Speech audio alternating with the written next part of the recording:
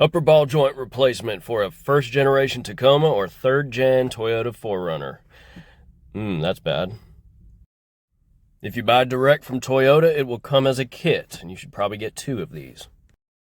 Before starting the job, you need to make a decision. The Toyota service manual wants you to remove the steering knuckle from the vehicle entirely, disconnecting the outer tie rod, the lower ball joint, and possibly the CV axle nut, depending on which model you have. Or you can do what I did and utilize the mighty zip tie to stabilize the steering knuckle as you perform this procedure attached to the truck.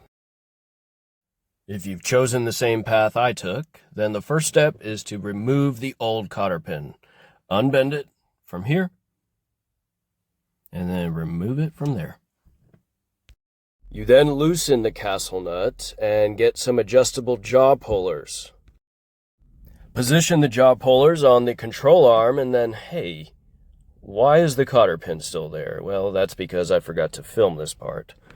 It's fine. Just imagine there's no cotter pin and that the castle nut has been loosened. Tighten the jaw puller until the ball joint pops, but don't be scared. It's not going to just fall because your castle nut is holding it in place. You can then unthread the castle nut and pull it out nice and gentle. You can probably rent a ball joint press kit from your local auto parts store.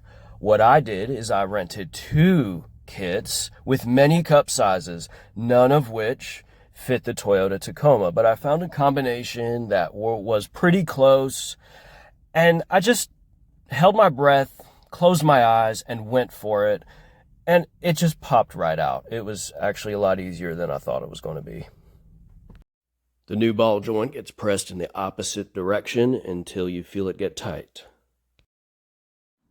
This is the finished job here, but I just wanted to emphasize that when you press in the new ball joint, you want your cup to make contact with this surface right here. You do not want to put any pressure on this inner surface at all. Locate the snap ring included in the kit and use snap ring pliers to get it on the ball joint. Make certain that the snap ring fits in the groove. I'll give you a better angle in just a minute. Locate the rubber boot and the blue packet of grease supplied in the kit. Apply the grease to the inside. Try to keep the outside clean. Get the boot around the stud, but it's not going to want to seat all the way. So take something soft, like a plastic pen cap, and work the bottom of the boot so that it sits all the way like this. Then locate the wire from your kit and wrap it around the boot. Make sure you wrap it around the bottommost groove, and then pull it tight with 2 sets of needle nose pliers. Once you pull it tight, make some twisties like this.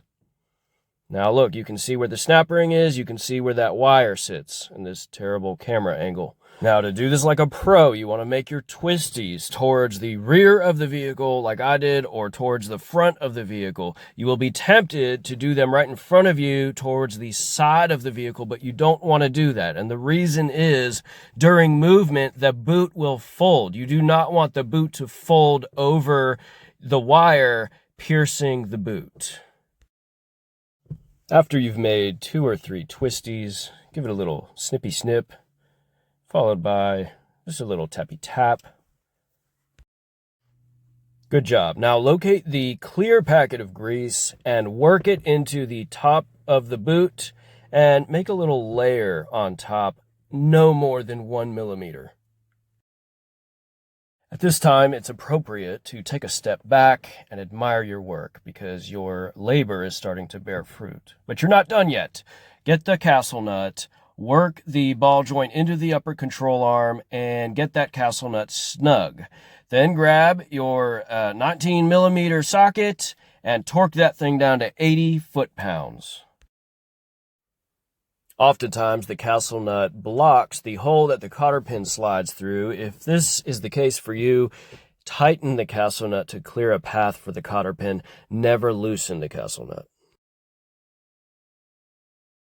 Then take your new cotter pin, slide it in, and bend it like so.